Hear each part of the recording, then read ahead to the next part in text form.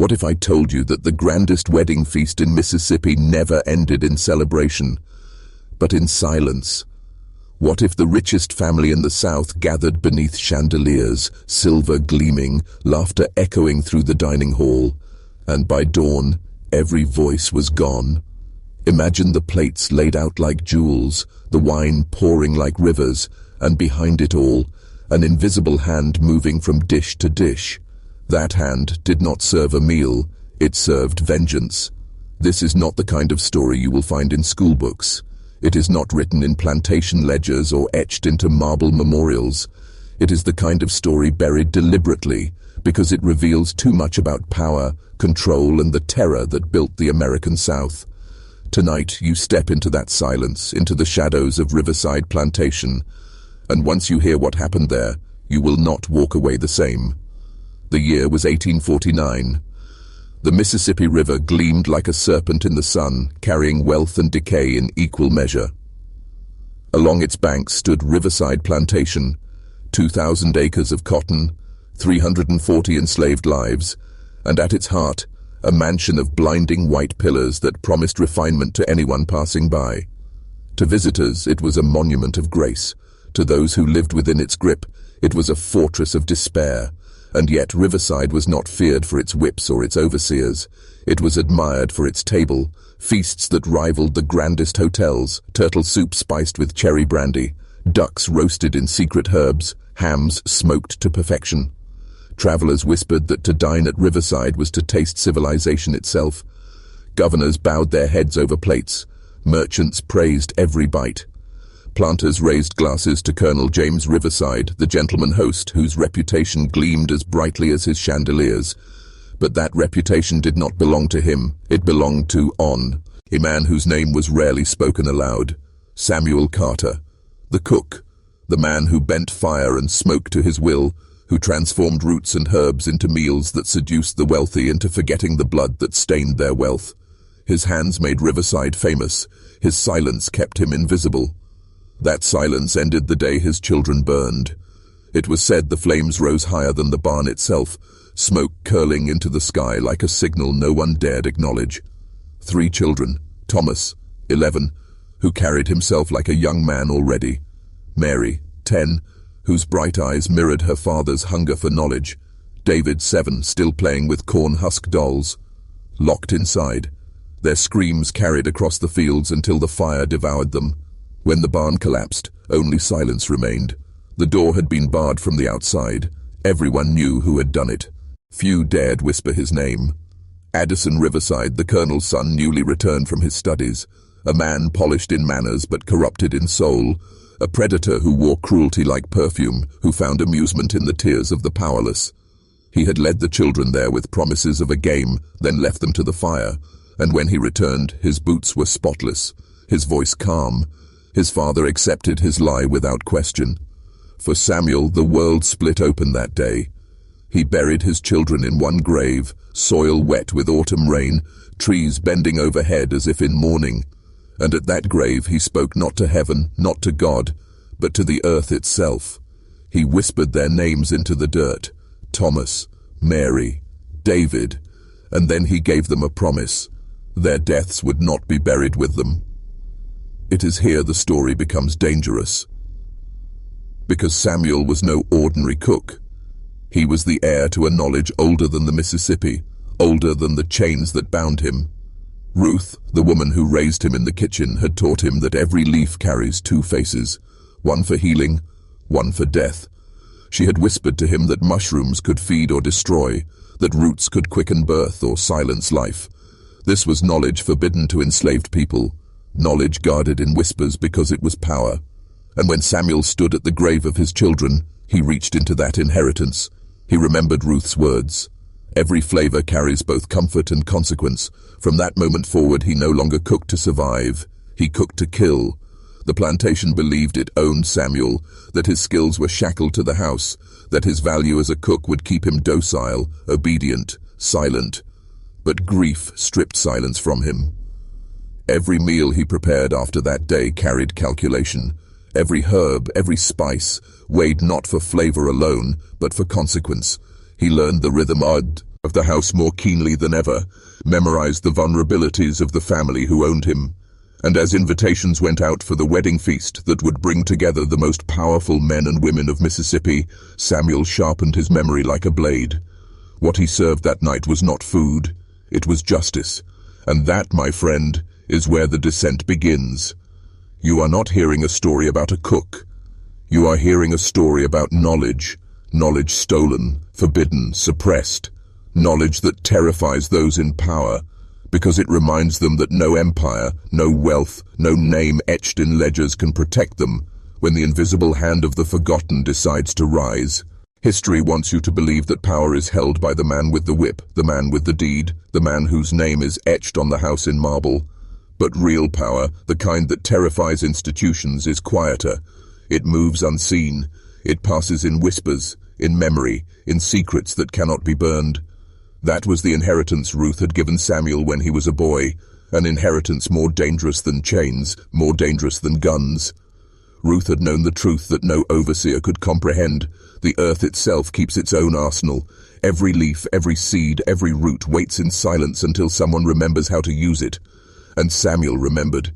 He remembered the way Ruth whispered that parsley could ease the fever, but its cousin, water hemlock, could still a heart so suddenly that the body fell before the mind understood it was dead.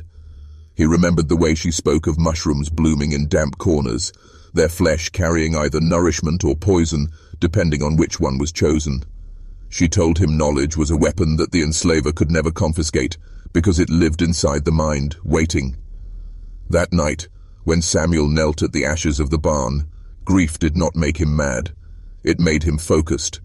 He realized that the family who believed they owned him had left him with the only inheritance worth keeping, the will to strike from beneath the table they dined on. He would not cry out in rage. He would not run to the woods like so many had tried before him. He would not risk chains and dogs and blood. No, he would wait. He would watch. He would let his hands continue their work, invisible, indispensable, but he would turn his kitchen into a weapon, and the wedding would be his battlefield. You must understand, this was not simple revenge, this was revelation. Samuel was not just answering violence with violence, he was breaking the illusion that power was permanent, but that plantations were eternal, that cruelty cloaked in civility could last forever. By turning the table against those who sat at it, he was proving something the South itself feared, that the enslaved carried the keys to its undoing, hidden in plain sight. Colonel James Riverside had built his empire on a philosophy he called discipline with velvet. He believed cruelty worked best when it was disguised as fairness. Punishment was measured, precise, calculated to break bodies without inflaming rebellion. It was the philosophy of control through illusion, and to his peers it made him appear a gentleman. But Samuel had seen through that illusion. He had seen his children burned alive for the amusement of a son who treated cruelty as play. No velvet could disguise that. From that moment forward, Samuel entered what I will call the second silence. The first silence had been submission, the silence that protected him and his family as long as he remained useful. But this second silence was different. It was deliberate. It was the silence of a hunter who waits for the perfect moment. He measured herbs not only by taste, but by potency.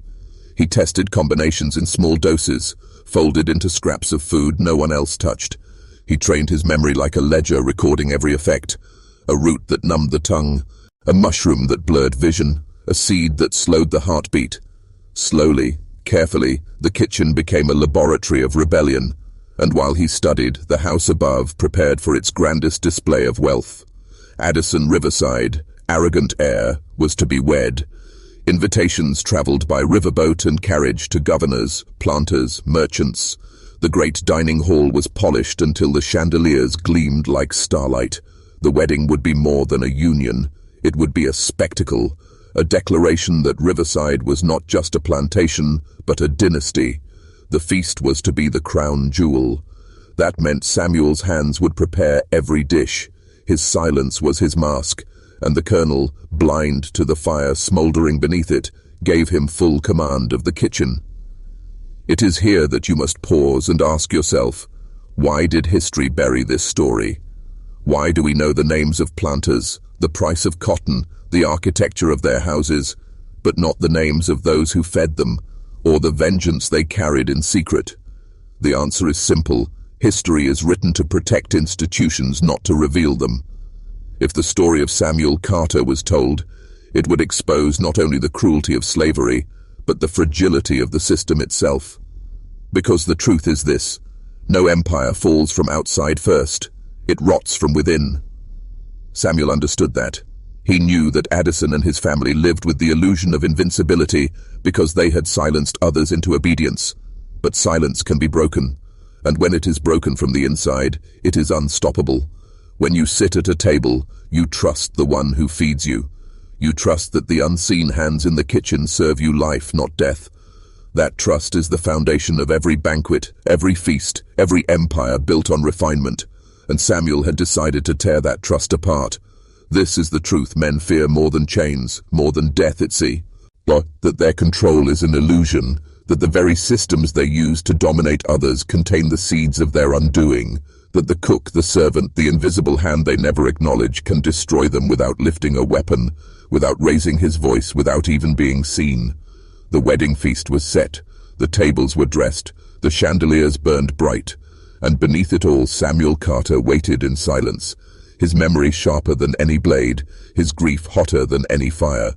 He was no longer a cook, he was a reckoning disguised as hospitality, and as the guests arrived, they never imagined that each dish placed before them was more than food. It was a sentence, a carefully measured consequence, a hidden truth served with silver spoons. This is where the descent deepens. And if you are still with me now, understand this: you are not just hearing about Samuel, you are hearing about yourself, about the illusions you trust, about the systems you feed without knowing what they serve in return. The wedding night was designed to be a spectacle, the kind of evening that stitched the illusion of permanence into the minds of the powerful. Riverside Mansion had never looked more alive. Chandeliers burned with a brilliance that defied the shadows. Silverware gleamed so brightly it reflected faces like small distorted mirrors. The air itself seemed heavy with perfume, tobacco, and the hum of expectation. To the invited guests, planters, governors, merchants, it was more than a celebration. It was a declaration. Addison Riverside, heir to 2,000 acres and the cruel philosophy of his father, was now bound in marriage to the daughter of another wealthy family. This was not love. It was empire marrying empire, 2 lines of blood and property sealed with wine and song. The plantation's fields may have been fertilized with misery, but tonight, in the hall above, it all appeared refined. Men wore coats cut in Paris. Women shimmered in silks imported from New Orleans.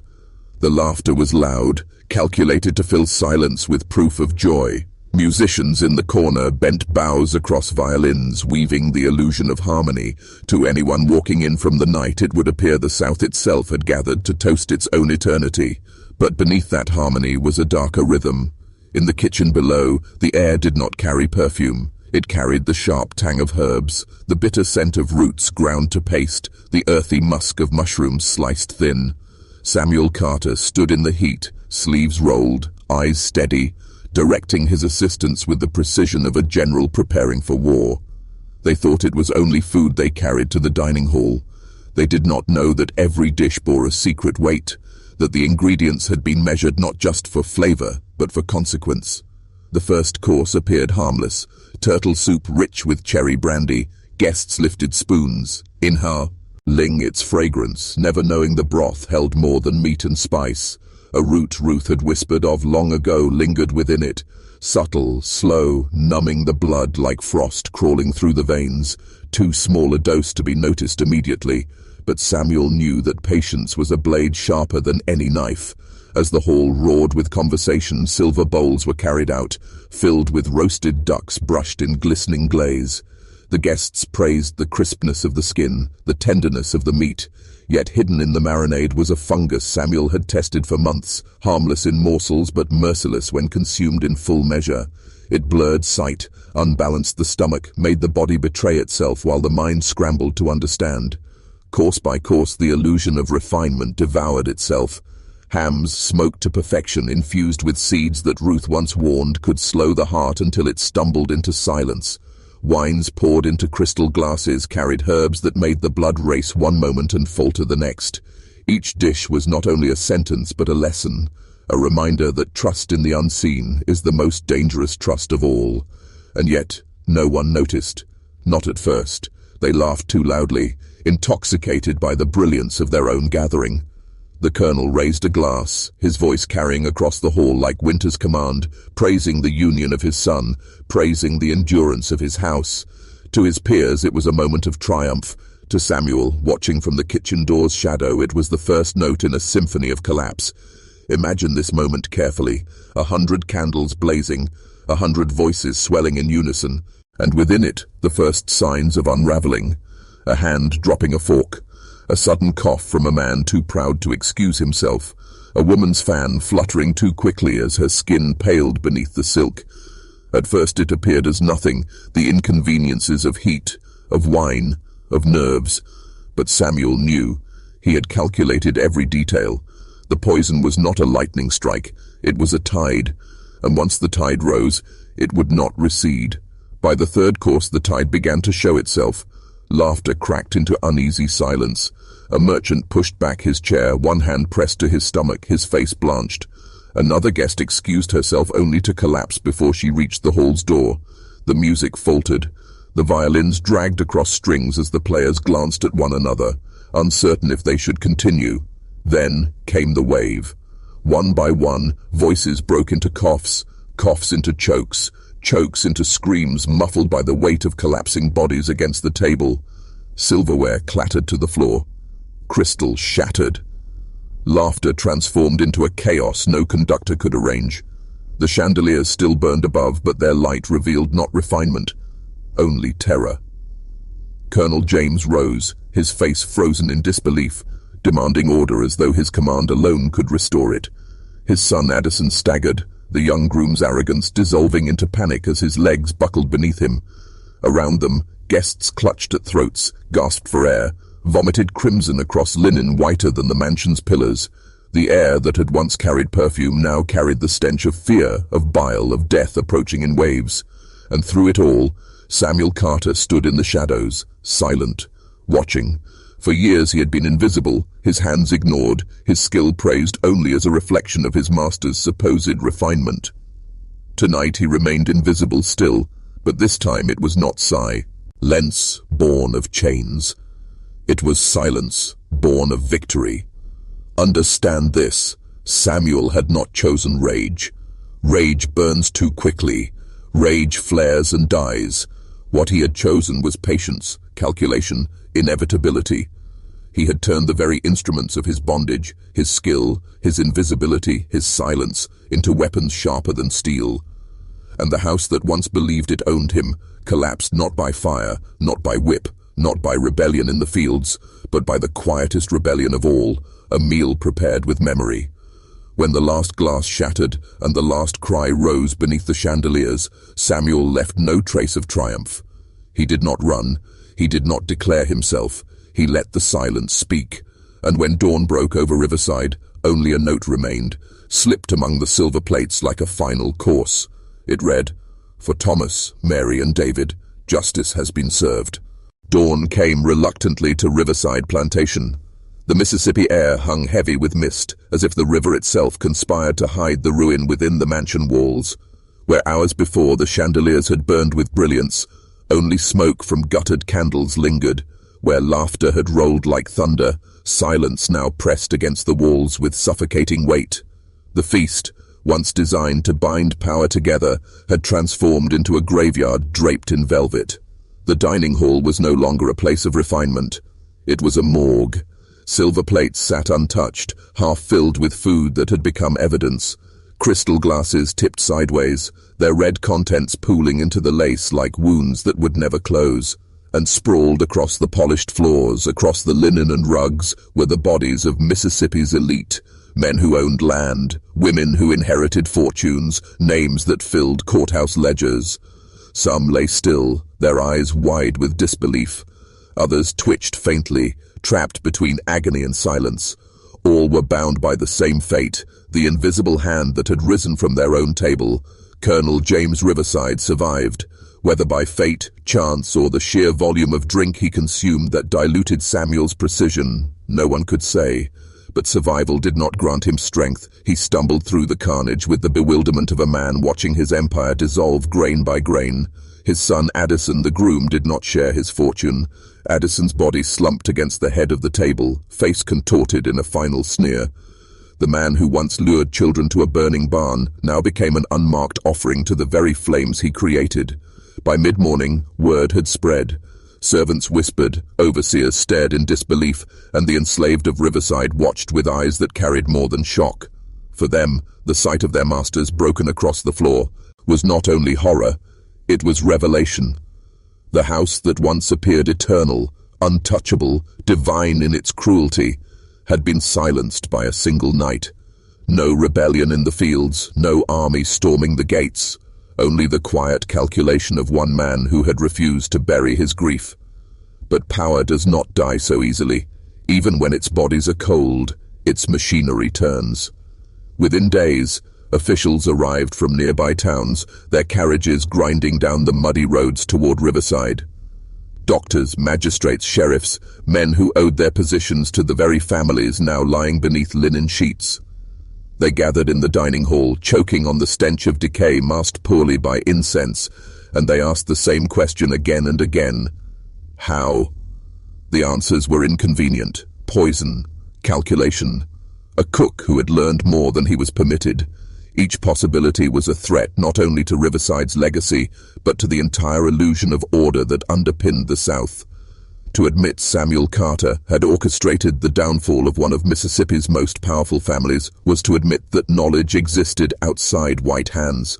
It was to admit that the enslaved carried within them not only muscle but memory, skill, inheritance, and that these things could break empires. That truth was too dangerous, so the story shifted.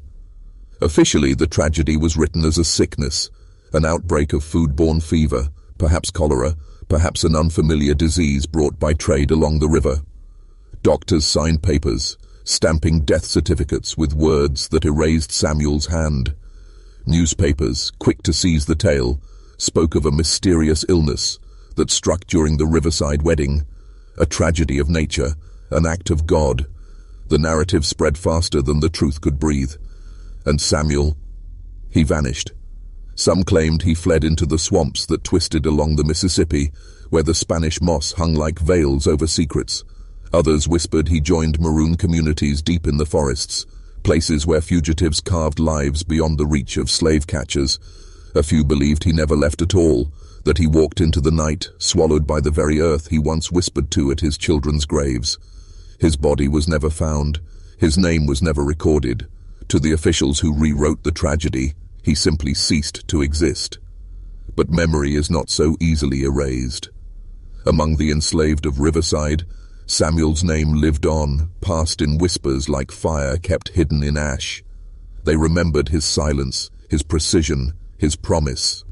They told their children that knowledge was not owned by the masters, that every herb, every root, every leaf carried a secret waiting to be learned, and with each telling, Samuel transformed from a cook into something larger, a reminder that power, no matter how grand, could be undone at its own table.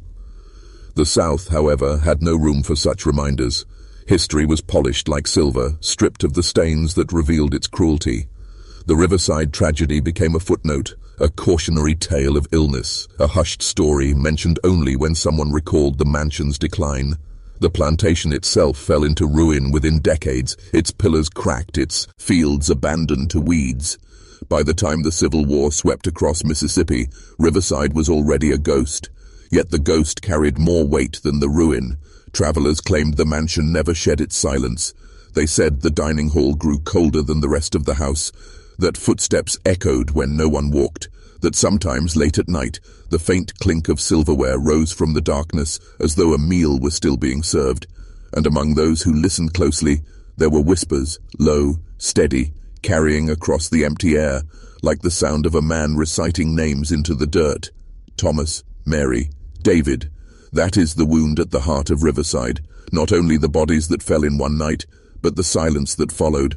A silence carefully manufactured, polished into history books, repeated until even memory itself bent beneath the weight of lies. But the earth remembers, the soil that covered Samuel's children remembers, the air that carried smoke from the burning barn remembers. And when the South tells its story of power, of refinement, of permanence, it tells it over the bones of the silenced, over the whispers of those who refuse to forget. Silence was the official story. Silence written in newspapers, silence stamped into records, silence whispered in drawing rooms so no one dared question it. But silence does not mean absence. Silence is often the mask of survival. Beneath that mask, the knowledge Samuel carried did not die. It seeped into the soil, into the whispers of those who had seen the truth, into the rhythms of memory passed down where paper and ink refused to record. In the quarters at Riverside, long after the house was abandoned, the enslaved who remained carried their stories in songs, in riddles, in recipes that seemed ordinary but were weighted with meaning. A tea brewed from bark could ease fever, but only in the right hands. A powder ground from seeds could cure a cough, or still a heartbeat. Mothers whispered to their daughters that a kitchen was more than a place of servitude. It was a temple, a place where fire and water and earth could be transformed into both healing and destruction. They whispered Samuel's name like a warning and a promise, and soon his story began to stretch beyond Riverside. As families were sold, scattered across the South, fragments of his memory traveled with them. Some called him the cook who vanished. Others spoke of the man who fed vengeance. To some, he became more myth than man, a spirit who walked behind the kitchens of plantations, a shadow that leaned over steaming pots, reminding the oppressed that knowledge once kindled cannot be extinguished. By the time the Civil War erupted, Samuel's story was no longer contained to Mississippi. In Louisiana, people spoke of a shadow chef, whose footsteps could be heard in the quarters when masters fell ill. In Alabama, the tale became that of a conjure doctor who had once served at a great feast and poisoned an entire family with a single dish. Each telling shifted, adapted, cloaked itself in different names. But at the core, the story remained the same. One man, armed only with knowledge and grief, had toppled those who thought themselves untouchable. To the enslaved, the story was survival. To the masters, it became superstition. Plantation owners warned each other about kitchen spells, about the danger of cooks and servants who knew too much. Some even forced enslaved people to taste their food before they ate, sacrificing lives to preserve their own paranoia. The irony was thick. Those who built their wealth on terror now lived in fear of the invisible hands that served them. And yet, knowledge persisted. After the war, when slavery's chains were broken but its shadow remained, the story of Samuel shifted once again. Freed people carried his legend into new communities, where it merged with older traditions, African herbalism, Native American medicine, European folk practices. Out of this fusion, new forms of resistance took shape. What some called hoodoo, root work, or conjure, carried forward not just ritual and remedy, but memory, Samuel's memory. In these practices, food was never just food. Salt scattered at a doorstep was protection. Cornbread left at a grave was offering. A stew simmered with the right herbs could bring healing, or, if twisted, could bring ruin. These traditions were rarely written down, for writing was a risk. Books could be burned, papers seized, knowledge destroyed. So the knowledge lived in stories, in gestures, in whispers passed from grandmother to granddaughter, uncle to nephew, across generations who understood that to survive was to remember. By the turn of the 20th century, Samuel had become more than a man. In some communities, he was remembered as a ghost, the poisoner, who walked plantations that had fallen into ruin, whose presence could be felt in kitchens where pots rattled without cause. In others, he was remembered as a protector, a spirit who warned against betrayal, who watched over those who still cooked with the weight of history in their hands. In the stories of the Mississippi Delta, blues singers even hinted at him, a figure in the shadows, a man who served a meal the devil himself would not touch. But memory is not only preserved, it is feared, and wherever Samuel's legend traveled, efforts to erase it followed. Ministers denounced stories of conjure as devil's work, urging congregations to abandon them. Schools refused to teach them. Historians dismissed them as superstition. Yet the stories survived, clinging to the edges of official history like smoke that refuses to clear. And in surviving, they changed. By the mid-20th century, when America had rebranded its past in the language of progress and patriotism, Samuel's tale existed in fragments. Some said he had been hanged in secret. Others swore he had fled north, living in freedom until old age. A few whispered he never left the dining hall, that if you stepped into the ruins of Riverside and listened at night, you would hear not only the clink of silverware, but the faint scrape of a knife on wood, steady, patient, preparing another meal. The legend twisted into folklore, then into cautionary tales told to children. Don't play with fire, some mothers said, or the cook will come for you. In other versions, his ghost was less menacing, more mournful, father wandering eternity, searching for the children stolen from him in the flames. And yet, beneath every telling, one truth pulsed steady and undeniable. Samuel's knowledge mattered. It endured because it revealed a terror the South could not admit, that those it sought to silence carried power greater than whips and chains could contain, power that could turn kitchens into altars, meals into weapons, silence into resistance. Even today, the legend lingers. In Mississippi, a handful of old families still speak in hushed tones of the cursed wedding. In New Orleans, root doctors still trace their lineage back to ancestors who fled plantations carrying recipes that healed and harmed in equal measure. And across the South, ruined mansions stand hollow against the sky, their pillars cracked, their dining halls filled with dust. But if you stand in them long enough, some say you will feel it. The weight of a gaze unseen, the smell of smoke that should not be there, the sense that somewhere, someone is still cooking, still waiting, still whispering names into the earth. Thomas, Mary, David. That is how forbidden knowledge survives, not in books, not in monuments, but in the unbroken chain of whispers, in the stories told low enough to escape erasure, in the stubborn memory of those who refuse to let silence win. Time wears down houses, time swallows fields, time turns names to dust on forgotten stones, but time has never been able to bury a story. And Samuel's story, his fire, his vengeance, his silence, did not stay trapped in the 19th century. It grew restless, moved forward, shaping itself into new forms, new warnings. What began as whispers in slave quarters became shadows in cities, became legends muttered on porches, became the shiver in the kitchens of America long after Riverside was gone. Even today, in certain corners of Mississippi, the old people still refuse to eat food cooked by strangers. They won't say why, not directly. They'll just shake their heads and mutter, "Careful who feeds you." To them, the story of Samuel isn't myth, it's survival advice. The belief that a kitchen can hold more power than a church still lingers, inherited through generations who may not even know his name but carry his warning in their bones.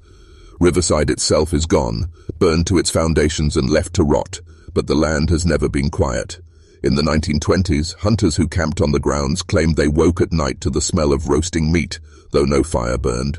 They swore they heard footsteps pacing outside their tents, slow and deliberate, as if someone circled them with a purpose.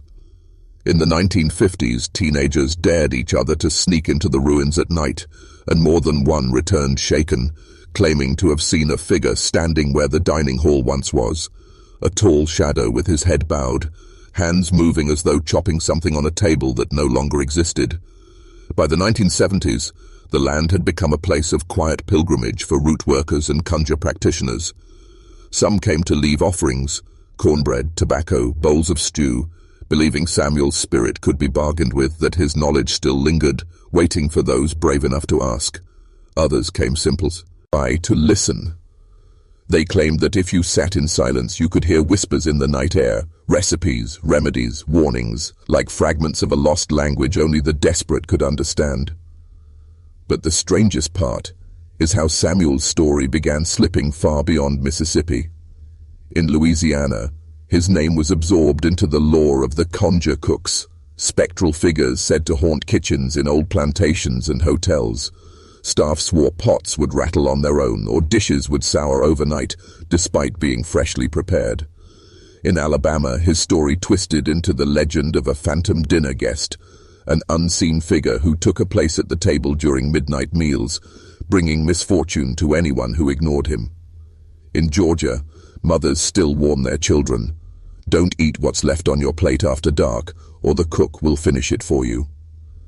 Even in the north, the shadow crept. During the Great Migration, families who had fled the South carried Samuel's memory with them.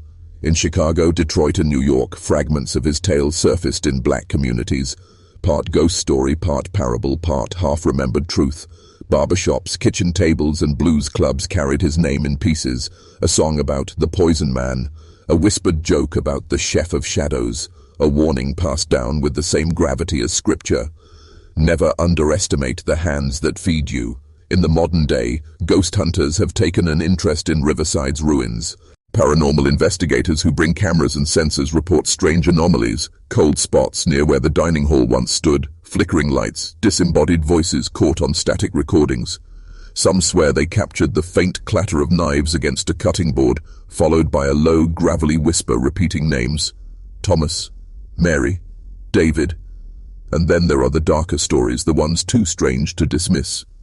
A chef in New Orleans claimed he woke one night to the sound of chopping in his kitchen. When he entered, every knife in his drawer was laid out on the counter as though waiting for him. A restaurant in Atlanta closed suddenly in the 1990s after its owner swore he was being followed by a tall, silent figure who appeared only in the reflection of steel pots. In Mississippi, a family who built their house on the old Riverside land reported that every night at 2:13 a.m., the smell of smoke and charred food filled their halls, though no fire ever burned. It is as though Samuel's presence refuses to fade, embedding itself in the very idea of food, of trust, of survival. In kitchens across America, where the line between nourishment and danger is always razor thin, his shadow lingers. Some root workers say his spirit never left this world because vengeance was not his true end, that his true task was to guard knowledge, to keep alive what could have been erased. To them, Samuel is not a ghost at all, but a sentinel, an ancestral teacher who waits in the spaces where hunger and power meet. And yet, others fear him. To them, Samuel is not protector but punisher, a restless force who never forgave the betrayal that cost him his children. They say he appears to those who waste food, to those who betray trust, to those who use knowledge for cruelty instead of healing. They whisper that if you wake in the middle of the night and hear the sound of chopping in your kit, Chen, do not look, do not enter, do not call out, because if you do, you may find him there, tall, silent, carving something unseen, and if his head turns toward you, it is already too late. In this way, Samuel's story continues to haunt America, not in textbooks, not in museums, but in the hushed warnings of elders, in the flicker of candles on kitchen altars, in the chill that settles in a room when food is left untouched. His fire burned down a house, but the smoke never cleared. It rose, spread, and settled into the bones of a nation that would rather forget. And maybe that is the true horror. Samuel is not just a ghost of the past. He is a reminder that silence cannot bury truth, that kitchens are not just places of comfort, but of power, that the hands which cook for you hold not just your nourishment, but your fate. And perhaps even now, as you listen to this story, you feel it, that shiver at the edge of the air, that faint trace of smoke where there should be none, that sense of being watched when you step into your kitchen alone, because the cook is still waiting, and he has not forgotten the names. There are certain stories the world tries to forget, and then there are those it cannot. Samuel's story has lived in that uneasy space between the two, too dangerous to teach openly, too persistent to vanish. For over a century, fragments of his tale have surfaced in strange places, archival records, footnotes, fiction, even music. Each fragment changes slightly, blurred by the lens of whoever tells it, yet the outline remains, a cook, a fire, a silence that still speaks. The first official mention came not in a history book, but in a sheriff's logbook from 1847. It recorded, almost clinically, suspicious conflagration at Riverside Estate, suspected arson, no arrests, survivors report manservant missing, believed drowned in nearby marsh. Just a single line, but beneath that cold phrasing lay a truth too large to be contained. No mention of his name, no mention of the families who burned, just a vague placeholder, as if the record keeper feared even writing it down. After that, silence, no further investigation, no trial, It was as if the entire county agreed to scrub Samuel from the page, burying his story deeper than the ashes of Riverside. And yet, his name would not stay gone. In the 1880s, folklorist Charles Chesnut, himself descended from enslaved ancestors, collected stories from the Deep South. Among them was a curious fragment, an unnamed cook who fed revenge instead of bread and vanished into smoke. Though Chesnut never identified Samuel outright, scholars later whispered that this was the first written survival of the tale, a ghost slipping past censors in the disguise of folklore. By the 1920s, his presence emerged again, this time in music. A bluesman named Blind Joe Reynolds recorded a song known only as The Cook's Fire. Few copies survived, and the lyrics were said to be indecipherable, but those who heard it swore they could make out chilling refrains.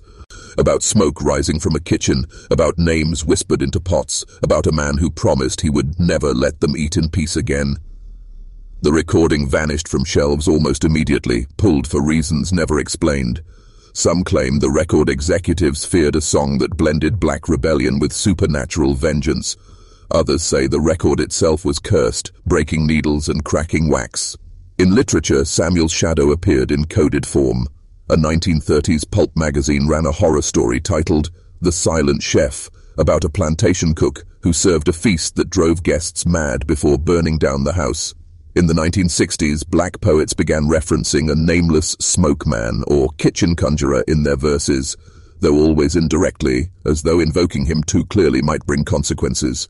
Even Toni Morrison's novels, with their haunted kitchens and ancestral ghosts, echo something of Samuel's presence, though she never names him. And yet, as his legend spread, so did the resistance against it. In the 1970s, a group of historians at a southern university attempted to publish an article linking Riverside's fire to oral testimonies about Samuel. Before the article could go to print, the funding for their research was mysteriously cut. The drafts disappeared. The university claimed lack of evidence, but the whispers among students told another story, that the archive itself had been altered. Some insisted the sheriff's logbook was locked away in a restricted vault, too dangerous to be studied openly. By the 1990s, Samuel's name began slipping into pop culture in stranger ways. An urban legend circulated in horror zines. If you stood in your kitchen at midnight, lit a single candle and whispered the name Samuel 3 times, you would smell smoke. If you kept going, whispering your own name into the flame, he would appear and take it from you. The ritual was shared like a dare among teenagers, morphing into a southern version of Bloody Mary. Some even claimed to have tried it, swearing they heard chopping sounds in the dark, though none admitted to saying their name 3 times. More disturbing were the reports from chefs and food workers who claimed his story haunted them. In 2004, a New Orleans chef wrote in his memoir that he once felt a presence in his kitchen so strong he refused to stay after midnight, claiming, "The cook comes when the fire dies down." In 2011, a line cook in Memphis posted on a forum that knives in his restaurant moved on their own after someone mocked the story of the Riverside fire. The post vanished within days. Yet not all invocations of Samuel are rooted in fear.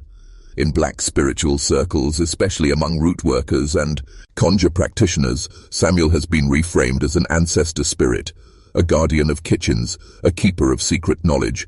His name is sometimes invoked in blessings over food, whispered like a shield against harm. Some practitioners leave offerings in his honor: cornbread, molasses, a bowl of beans left on the stove overnight. To them, Samuel is not a monster, but a martyr, one who chose fire over silence, vengeance over erasure. The duality of Samuel, ghost or guardian, avenger or ancestor, reflects a deeper truth. His story was never just about him. It was about memory itself, about what America chooses to remember and what it tries to bury. For every archive that erased his name, a song, a story, or a whisper brought him back. For every attempt to silence him, a new voice carried him forward. And so Samuel lives now in the liminal space between history and myth. He is studied in footnotes, sung in fragments, invoked in kitchens, feared in midnight rituals.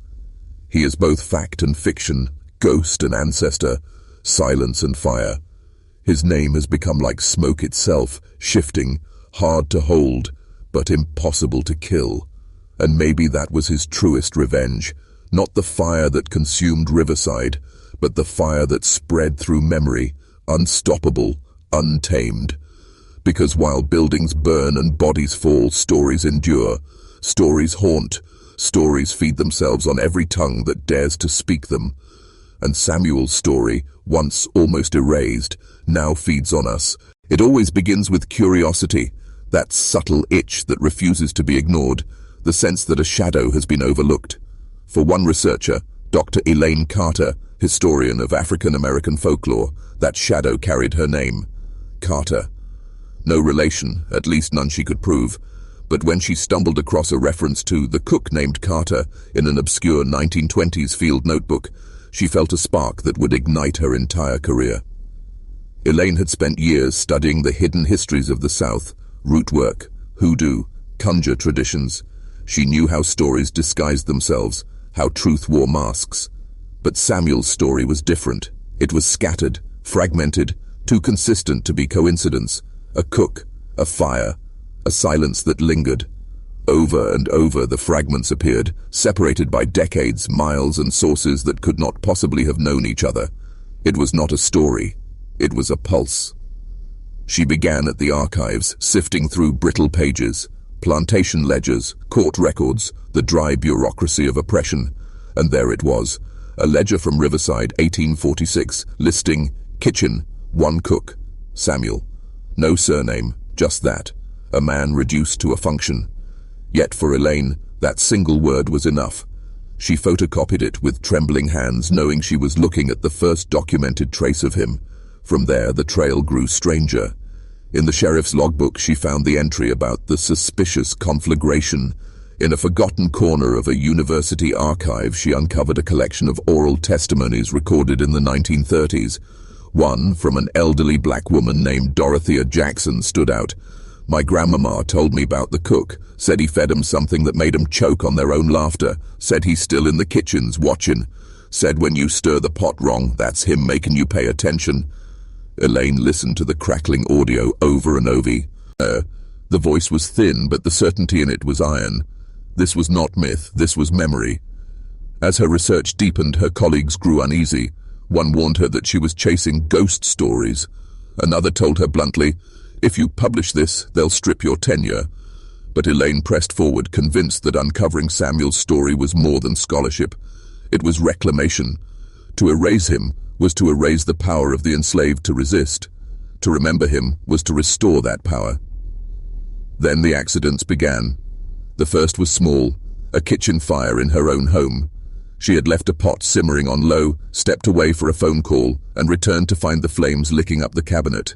The smoke detector failed to sound. Her neighbors helped douse it, but when she lifted the pot, she froze. Inside, the stew had burned into the shape of 3 crude letters, S.C. Samuel Carter. The second came weeks later in the university archive. She was scanning a collection of recipes passed down by enslaved cooks when the lights flickered. When they came back on, her laptop screen glitched, lines of text distorting into words she hadn't typed. "You are stirring too deep." She snapped the laptop shut, heart pounding, convinced it was a trick of failing hardware. Yet the words lodged in her chest like a warning. Still, she could not stop. Her breakthrough came when she tracked down the descendants of the Riverside family. Most refused to speak with her. Some hung up as soon as she introduced herself. But one, an elderly man living in Baton Rouge, agreed to meet. He was frail, his hands shaking, but his voice carried the weight of guilt passed down like inheritance. "My grandmother used to say we were cursed," he confessed, staring into his tea. "Every meal in this family ends in silence, always. Arguments at the table, accidents in the kitchen. My father choked on his food. My mother burned her hands on a pot that wasn't even hot. They said it was nonsense, but I knew it was him, the cook, Samuel. He never left." Elaine recorded every word, though she could barely hold the microphone steady. The man reached into a drawer and pulled out a folded paper, edges browned with age. "Found this in my grandfather's Bible," he whispered. It was a letter, unsigned but unmistakable. "To whoever reads this, We feasted on his grief. We swallowed his children in smoke. And in return, he fed us silence. The fire was only the beginning. For Elaine, the letter was the missing piece. It confirmed what folklore had long suggested. Samuel's vengeance had not ended with the fire. It lived on, rippling through generations, seeping into kitchens and meals, haunting the descendants of those who had feasted on his pain. But with each discovery, her nights grew heavier. She began hearing faint chopping sounds in her apartment after midnight, though no knife touched her cutting board. Her pantry door creaked open by itself. Once, she swore she smelled smoke seeping from her stove, though it was off, the scent so sharp it made her eyes water. Colleagues told her she looked pale, thinner, restless. Some urged her to stop the project, but Elaine pressed forward, determined to finish. She drafted a book proposal, Smoke and Silence, The Forbidden Story of Samuel Carter.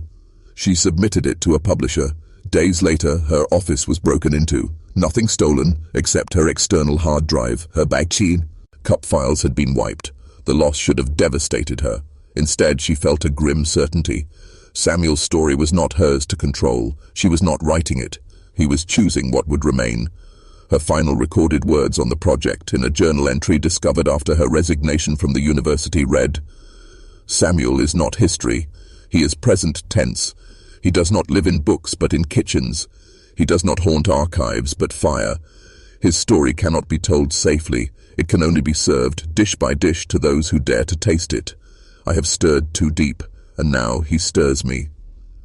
After that, Elaine Carter vanished from public life. Some say she moved abroad. Others whisper that she was taken by the same silent Samuel fed to Riverside. No proof has ever surfaced. Only her name remains, attached to a story too dangerous to publish, too alive to suppress. And once again, Samuel's silence speaks louder than any voice. It began with whispers, but whispers have a way of becoming voices. After Dr. Elaine Carter vanished, her notes leaked into the hands of amateur researchers, ghost hunters, and thrill seekers. Most dismissed them as an unfinished manuscript, the ramblings of a historian who had let folklore overtake fact. But some read them differently, not as warnings, but as invitations. And invitations, when opened, always bring guests. The first viral account appeared online. A young couple in New Orleans, restoring a historic home with ties to the Riverside family, claimed that their kitchen lights flickered every night at 3:15 a.m., the supposed hour of the fire. They posted shaky footage, cabinets slamming shut, smoke coiling from an unlit stove, the faint echo of a man humming as though stirring a pot. At first, viewers called it fake, but then the husband posted a frantic follow-up video, his voice breaking. She can't talk anymore. My wife. We were eating dinner, and she just stopped, like something stole her words. The doctors say there's no damage, but she can't speak. She just stares at the table, tapping her spoon. I think it's him." The video was deleted within days. The couple moved. No further updates were ever posted, but the silence spread. Across the South, reports emerged.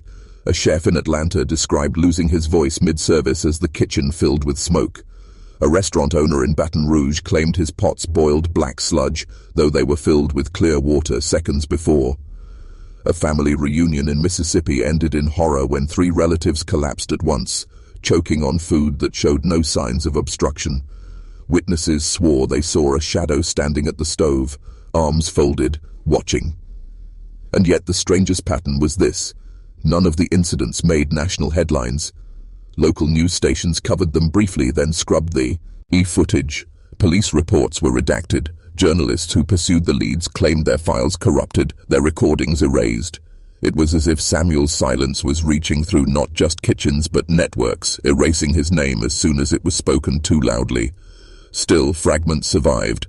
One of the most chilling accounts came from a podcaster named Julian Cross, who specialized in unsolved mysteries. He managed to secure a copy of Elaine Carter's lost journal through a private collector. Against the pleas of his listeners, he staged a live episode where he read her entries aloud.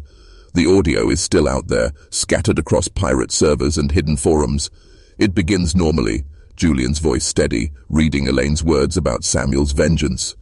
But midway through, his breathing quickens. He coughs. He whispers, "Do you smell that? smoke, before breaking into a choking fit. For several long seconds, there's only gasping. Then, silence. The stream cuts off. Police later confirmed Julian died in his studio, the cause listed as inhalation of unknown fumes. His co-hosts insisted no smoke was present. His recording equipment, recovered by authorities, had been wiped clean, except for one file. When opened, it contained only a single sound, the scrape of a ladle against a pot. From that moment, Samuel Carter was no longer a forgotten figure in dusty archives. He was a viral presence, a curse moving through digital veins. People began to test him, invoking his name in kitchens, daring him to appear. They filmed themselves cooking at midnight, stirring pots counterclockwise 3 times while whispering, "Samuel, feed me." Most videos were hoaxes. Kids coughing on cue, smoke machines hidden off camera, but not all. One clip, known as the Baton Rouge feeding, has never been explained. It shows 3 college students gathered around a stove, laughing nervously as they chant the words. At first, nothing happens. Then the flame beneath the pot flares blue, too bright, too sudden. The students laugh louder, uneasy, but the laughter twists, rising into coughing, then choking. The camera drops. Viewers hear thrashing, spoons clattering, a scream cut short. The video ends abruptly. The file was flagged, reported, and removed across all platforms. But mirrors persist, circulating in hidden corners of the web. Those who watch it claim to hear something under the chaos, a man's low voice whispering, "Eat." The phenomenon has split communities. Some insist it's urban legend, hysteria amplified by the internet. Others believe Samuel Carter has become more than spirit, more than ghost, an idea so powerful it manifests wherever his story is told. Folklorists call it a tulpa, born of belief. Historians whisper that this is no tulpa, but a vengeance carried intact through centuries, waiting for attention to feed it. Even skeptics struggle to explain the physical aftermath. Kitchens scorched without fire, pots rusted overnight, entire families moving out of homes without explanation. And always, the silence at the table, as though something had eaten the voices meant to fill it. The most unnerving detail, survivors, those few who lived through encounters, describe the same figure, a man in a cook's apron, face obscured in shadow, standing by the stove with arms crossed. They say he does not speak, he only watches, and when he is gone, the food tastes of ash. Now, whispers say Samuel's reach is no longer confined to kitchens of the South. Reports trickle in from as far as Chicago, New York, even London, places where descendants of both the enslaved and the enslavers have carried the story. Where people have invoked his name, mocking or daring, where silence has followed. The question remains, is Samuel Carter bound to kitchens, to pots and fire, to meals served with smoke? Or has his hunger grown wider, deeper, feeding on the very act of remembrance? Because if stories give him life, then every word spoken, every account read, every retelling shared, may be another plate served at his endless table. And if that's true, then by listening to this story now, you too may already have a seat. Every story has an ending, but endings are lies. They're curtains we pull across an open doorway, hoping the darkness won't step through. Samuel Carter's story was supposed to end in fire, a man silenced by injustice, consumed by the flames he never set. History said he died. The records marked him gone. But what history forgets, memory remembers. And what memory remembers, vengeance feeds upon. The silence was his. The fire was his. And now the telling of the tale is his. Look around you, wherever you sit. Is there a kitchen nearby? A stove, a pot, a spoon resting quietly in the drawer? The space may be clean, empty, still. But that's the trick of Samuel's curse. He doesn't need smoke in the air or shadows in the corner to be present. He is already here, carried by the act of listening, by the sound of his story entering your ears. That was his secret all along. Not revenge against one family, not a haunting of one house, not even the fire of one city. His vengeance was hunger, hunger for acknowledgement, hunger to be fed by remembrance. Every time you hear his name, every time you repeat it, you serve him another course. Elaine Carter learned this too late. Her journal wasn't just a record, it was a recipe. Each page stirred him closer. Each sentence boiled the pot. And when she reached the end, when she had spoken too much, he came to collect. That's why her notes vanished. That's why her name is spoken in half-whispers in academic halls. They didn't just lose her. They erased her, hoping silence would starve him. But silence is never empty. Silence is a room waiting for a voice. Silence is a table waiting for a meal. And Samuel Carter sits at that table still. Maybe you've already noticed it. The subtle shift as you've listened. The room feels heavier, doesn't it? The quiet between your breaths a little too thick, a little too expectant. You might hear something faint. In the distance, a scrape, a stir, a low humming. That isn't your imagination. That is the sound of the spoon. Because Samuel does not come like thunder. He comes like smoke, creeping in through cracks, invisible until you choke. He does not speak, for his voice was stolen. Instead, he waits. He waits for you to fill the silence with your own words.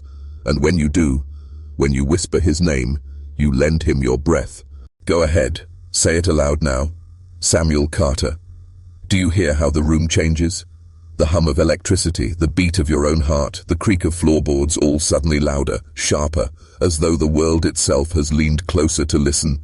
That's him. He listens. And in your kitchen or your dining room, or even in the corner of your mind, he's already there, watching, waiting, arms folded across his apron, his face lost in shadow.